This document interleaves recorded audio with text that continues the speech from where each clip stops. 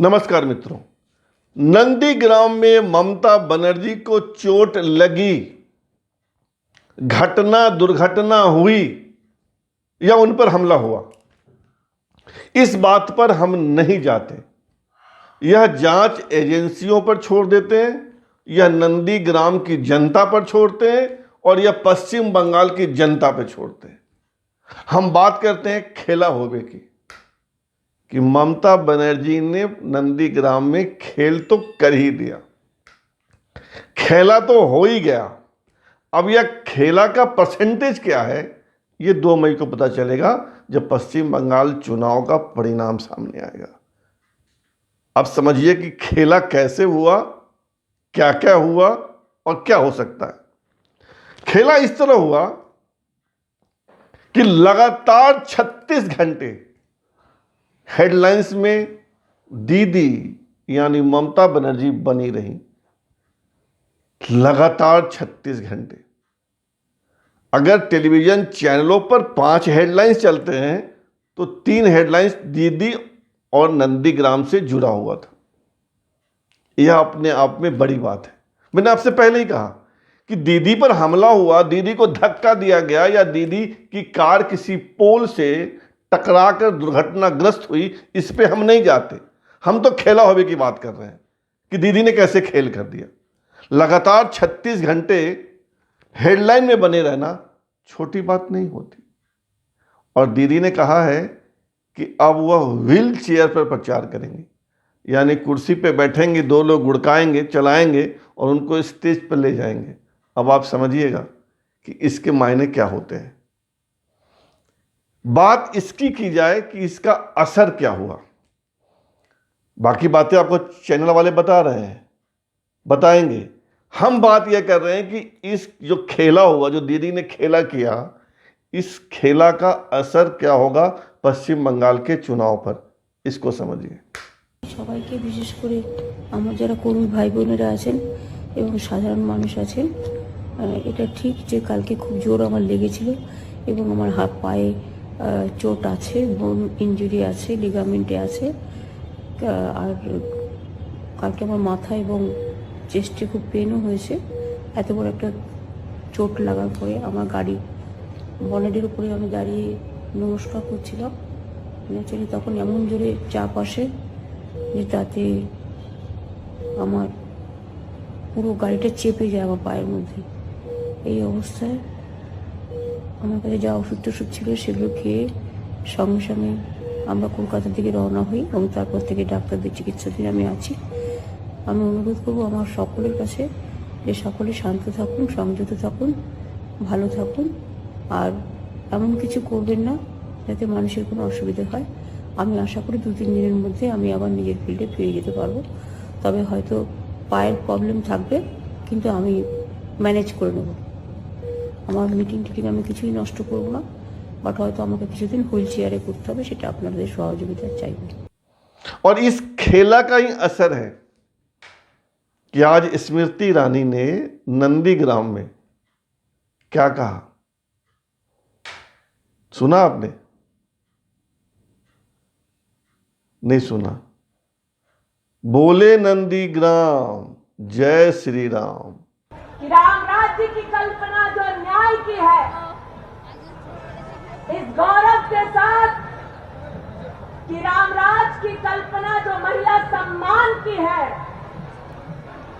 इस संकल्प के साथ कि राम राज्य की कल्पना हर व्यक्ति तक विकास पहुंचाने की है, एक बार फिर एक स्वर में हम बोले, मां भारती के चरणों में सिर झुकाकर भारत माता की, आभार बोलছি भारत माता की, भारत माता की বলছে এখন নন্দীগ্রাম সবার মুখে। এই দাদা নবান্ন অব্দি আওয়াজটা পৌঁছানো উচিত, বলো। বলছে এবার নন্দীগ্রাম সবার মুখে, বলছে এখন নন্দীগ্রাম সবার মুখে, সবার মুখে। पश्चिम बंगाल में चुनाव किन आधारों पर होगा, भारतीय जनता पार्टी पूरे चुनाव को कहां ले जा रही है, उसका ये द्योतक है। ये इशारा है जो स्मृति ईरानी ने नंदीग्राम में शुभेंदु अधिकारी के पर्चा दाखिल करने के समय कहा, बोले नंदीग्राम जय श्री राम। लेकिन अपना सब्जेक्ट तो वह नहीं है। अपना सब्जेक्ट यह है कि दीदी ने जो खेला किया उसका क्या असर होगा।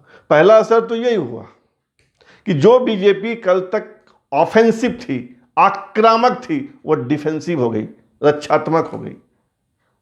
उनकी आवाज़ धीमी पड़ गई। वे बहुत संभल संभल कर बोल रहे हैं। वे दीदी के स्वस्थ होने की कामना कर रहे हैं। जो दीदी को फूटी आंखों से भी नहीं देखते थे, वह अस्पताल जाकर उनसे मिलने की कोशिश कर रहे हैं। बीजेपी की आवाज में अब तलखी नहीं है, दीदी के लिए शुभकामना है। यही खेला है और ये खेल खेला दीदी ने। और क्या हुआ? पूरे पश्चिम बंगाल में जो टीएमसी के कार्यकर्ता हैं वे चार्ज हो गए। सुस्त थे क्योंकि पिछले 4-5 महीने से जो बीजेपी के लोगों ने दबाव बना रखा था टीएमसी पे कि सरकार हमारी, 200 से ज़्यादा सीटें हमारी, हम सरकार में आएंगे, वो उनकी आक्रामकता कम हुई। और जो टीएमसी का कार्यकर्ता सहमा हुआ था, जो डिफेंसिव था, वो अब ऑफेंसिव हो गया। एकदम से चार्ज हो गए कार्यकर्ता में शक्ति आ गई और वे आक्रामक हो गए बीजेपी के ऊपर। और इसी का असर हुआ कि पूरे पश्चिम बंगाल में दीदी पर कथित हमला, मैंने कहा कि मैं हमला हुआ या दुर्घटना हुई इस पर हम नहीं जा रहे, ये जांच एजेंसियों को जांचने दीजिए। लेकिन उसका असर यह हुआ कि पूरे पश्चिम बंगाल में धरना, प्रदर्शन, आगजनी, दीदी के स्वास्थ्य के लिए हवन कौन कर रहा है? टीएमसी के कार्यकर्ता। पूरे टीएमसी के कार्यकर्ता काम से लग गए। काम से लगना, जो प्रचार बीजेपी को मिल रहा था, Narendra Modi, home minister Amit Shah, party president JP Nadda के बंगाल दौरे से, डिफेंस मिनिस्टर राजनाथ सिंह के जाने से, जो बीजेपी को एक हाइप मिल रहा था मीडिया में, एक बढ़त हासिल थी मीडिया में, वो हाइप किसको मिल रही है? टीएमसी को। गली गली, अखबार का पन्ना पन्ना, चैनल का बाइट बाइट, चैनल का फ्रेम फ्रेम, चैनल का कार्यक्रम कार्यक्रम, कौन है? दीदी दीदी दीदी दीदी दीदी।